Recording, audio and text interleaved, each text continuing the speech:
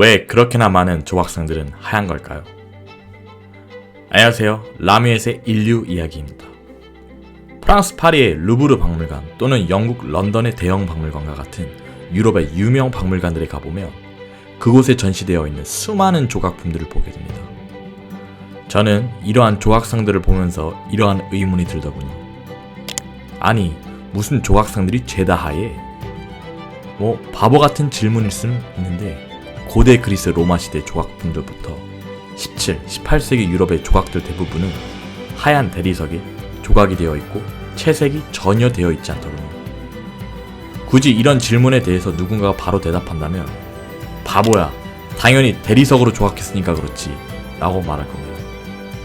물론 이렇게 순백의 대리석으로 조각된 조각품들은 작품을 더욱더 빛나게 하는 예술적으로 보이기까지 합니다.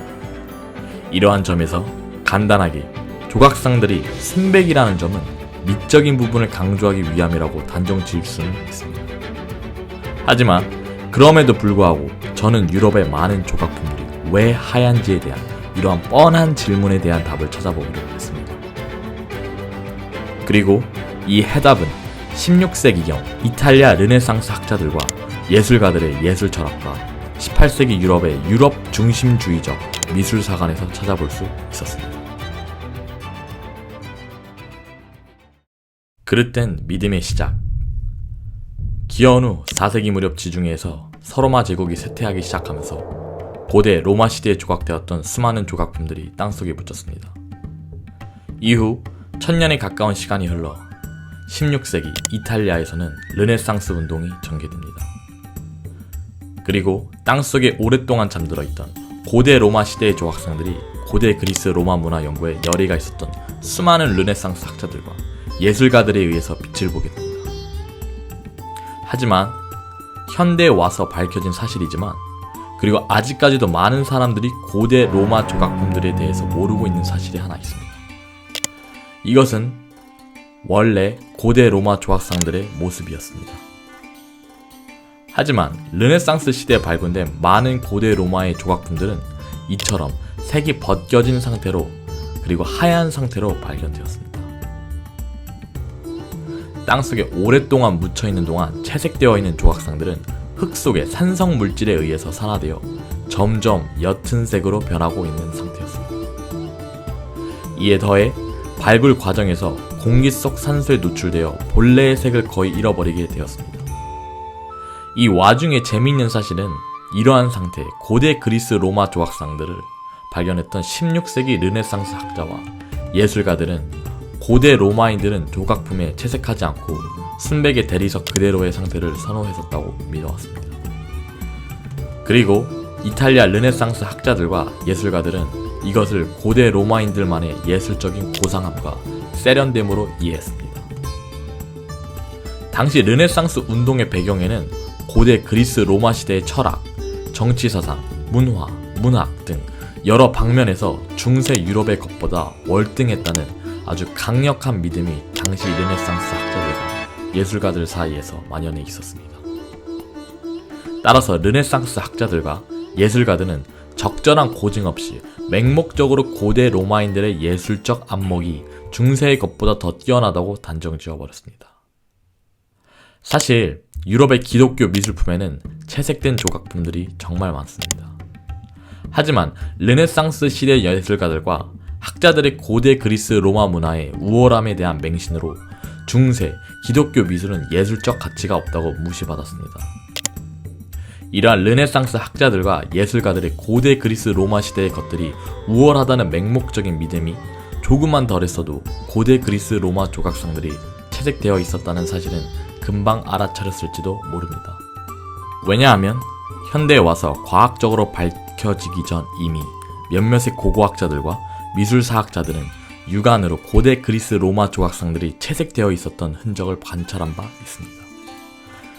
그럼에도 불구하고 이러한 르네상스 시대 예술가들과 학자들의 고대 그리스 로마 문화에 대한 몰 이해와 맹목적인 믿음은 후대에도 계속 이어지게 되고 조각상은 순백일수록 더 예술적이다라는 공식이 당연하게 여겨집니다.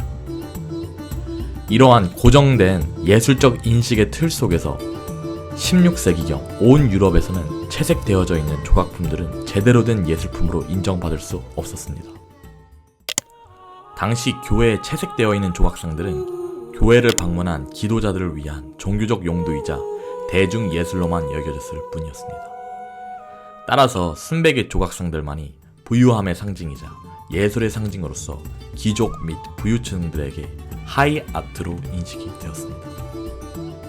이에 편승하여 르네상스 시대 예술가들은 진정한 예술성은 하나의 돌 조각에 끌과 망치만을 이용해 조각했을 때 발현된다고 굳게 믿었습니다. 따라서 조각상에 색을 칠하는 일은 예술의 진정성을 깎아내리는 일이었으며 르네상스 시대 예술가들은 채색 없이도 충분히 조각상을 아름답고 예술적으로 만들 수 있다고 믿었습니다. 대표적인 르네상스 시대 몇몇 예술가들은 조각품에 대한 그들의 예술 철학을 직접적으로 언급하기도 했는데요. 우리 대부분이 아는 그 유명한 레오나르도 다빈치 또한 르네상스 시대의 예술가들끼리 논의를 하던 곳인 파라곤에서 이렇게 말했다고 합니다. 감히 대리석에 색을 칠하는 것은 상상도 할 수 없는 일이며 조각가의 미덕은 끌과 망치에서 나온다고. 1584년 빈체노 보르기니 또한 파라곤에서 조각품에 대한 자신의 예술 철학을 피력했습니다. 이 예술계의 어떤 멍청이가 조각상에 색을 칠한다면 이는 우리 예술의 본질을 부정하는 것과 같소. 이런 식으로 르네상스의 시대적 분위기 속에서 당대의 조각가들은 그들이 믿는 고대 그리스 로마 시대의 순백의 조각상과 같은 형태로 작품을 계속해서 만들었습니다.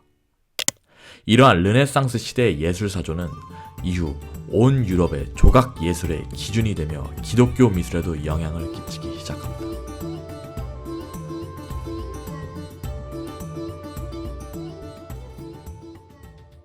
유럽 중심주의와 결합한 순백미의 조각상, 그리고 전통에 대한 도전. 이러한 순백의 조각상에 대한 예술적 찬양은 18, 19세기 유럽에서도 이어지지만 조금은 다른 양상을 띠게 됩니다. 18세기 독일 예술사에 큰 영향을 끼친 미술사학자인 요한 빈켈만은 순백의 조각상들이 왜 아름다움을 지니는지에 대해서 약간의 과학스러운 서술 방식과 백호주의가 함축된 관점에서 설명을 합니다. 빈켈만은 고대 그리스의 순백의 조각상에 대한 그의 관점을 1764년에 출간된 그의 저서에서 이렇게 말했습니다. 순백은 대부분의 빛들을 반사시키며 이는 조각품들을 보는 이로 하여금 더 눈에 띄게 한다. 조각품의 육체미는 순백일수록 더욱더 빛이 난다. 채색된 조각품은 바바리즘, 즉 야만주의, 야만성을 상징한다. 반면에 고귀한 고대 그리스인들의 순백의 조각품들은 엄청난 예술적 기품을 보여준다. 이런 식으로 빈켈만은 고대 그리스 로마 조각상에 대해서 백호주의적인 관점이 섞인 의견을 내비쳤습니다. 사실 빈켈만은 유럽 중심주의자로 잘 알려져 있는 바가 있습니다. 그래서 그는 중국과 같은 비유럽계 국가들을 비문명국으로 취급하였습니다. 당연히 이러한 빈켈만의 백호주의 및 유럽 우월주의적 관점은 당연히 터무니없고 전혀 객관적이지 못합니다. 미술사학자인 마크 아베가 말하기를 고대 로마인들은 인종을 문화적 배경으로 나누었지 피부색으로 분류하지 않았다 라고 말했습니다.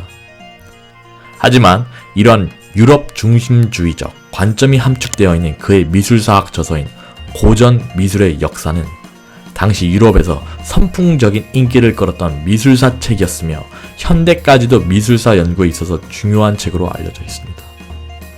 그리고 이러한 잘못된 백호주의 유럽 중심주의적 관점이 스며든 빈켈만의 고대 그리스 조각상에 대한 미술사학적 연구는 이후 나치 독일의 히틀러에게 백인 아리아인의 우월성을 주장하는 선전수단으로 적극 활용되어지기도 합니다.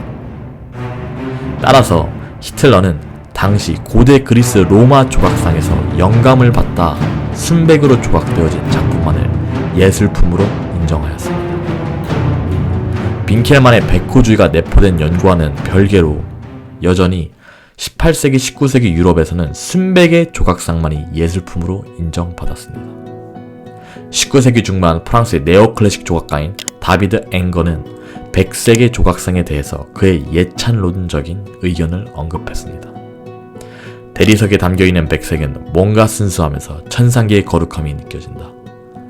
하지만 그 밖의 색깔은 지상계의 색이다. 조각상은 영원함의 의미를 담고 있어야 하는데 지상의 꽃과 같은 화려한 채색은 이 영원함의 의미를 퇴색시키는 일이다. 하지만 이러한 고대 그리스 로마 조각상의 순백미를 찬양하는 유럽의 견고하며 보수적인 예술 사조에도 불구하고 이에 도전하는 예술가들도 있었습니다. 그중 영국의 조각가인 존 깁스는 1856년 옅은 색의 비너스라고 불리는 옅은 계열의 색을 입힌 대리석 조각상을 선보였습니다. 하지만 그의 조각상에 대한 긍정적인 평가보다는 부정적인 평가가 더 많았습니다. 결국 이 작품은 예술적이나 상업적인 대실패로 끝나버렸습니다. 또한 인상주의 조각가인 에드거 드가의 어린 14살 소녀 댄서와 같이 현대에 인정받는 작품들도 19세기 유럽인들에게는 많은 비판을 받아야만 했습니다. 이렇게 하얀 조각상일수록 아름답다고 믿는 인간들의 깊게 뿌리 박힌 인식은 16세기 르네상스의 예술가들과 학자들의 그릇된 믿음과 몰이해서 비롯되었을지도 모릅니다. 이 믿음은 시간이 지나면서 점점 더 견고해지고 한 채 의심도 가질 수 없는 공식이자 또는 진리가 되어버린 것 같습니다. 우리 인간이 아름다움에 쉽게 유혹되는 것은 당연한 일입니다. 그리고 이런 아름다움의 기준은 한순간에 그릇된 판단 속에서도 만들어질 수 있다는 것을 과학적으로 밝혀진 고대 그리스 로마 조각상의 진실, 즉 본래 채색되어 있었다는 사실을 통해서 깨달을 수 있는 계기가 되었습니다. 만일, 정말 만일 16세기 르네상스 시대 이탈리아인들이 온전하게 채색되어져 있는 고대 로마 시대의 조각상들을 발견했더라면 어떠한 반응을 보였을지 저는 정말 궁금하더군요. 어쩌면 이미 중세 유럽의 기독교 미술에서는 채색된 조각품들이 많이 있으므로 고대 로마의 채색된 조각품들은 그다지 그들에게 흥미로운 대상이 아니었을지도 모릅니다. 그러면 우리는 지금 백색의 대리석으로 조각된 작품보다는 채색되어 있는 조각상들만을 박물관에서 보게 될지도 모르겠습니다. 그리고 18세기, 19세기에 백색의 대리석 조각품은 볼품없게 여겨졌을지도 모릅니다. 어쩌면 고대 그리스 로마 조각상들이 색이 없는 상태로 발견되었기에 16세기 르네상스 예술이 탄생할 수 있었고 당대 미켈란젤로와 같은 뛰어난 조각가들이 만든 대리석 조각상들을 우리가 박물관에서 아름답다고 느끼며 볼 수 있는 이유일 것입니다. 그래서 왜 유럽의 많은 조각품들이 하얀지에 대한 이유를 어느 정도 이해를 할 수 있게 되었습니다. 그래도 전 여전히 백색의 대리석 조각품들이 더 아름답다고 생각합니다. 루브르 박물관의 모든 조각상들이 채색되어 있다는 것을 상상한다는 것은 정말 끔찍한 일인 것 같습니다.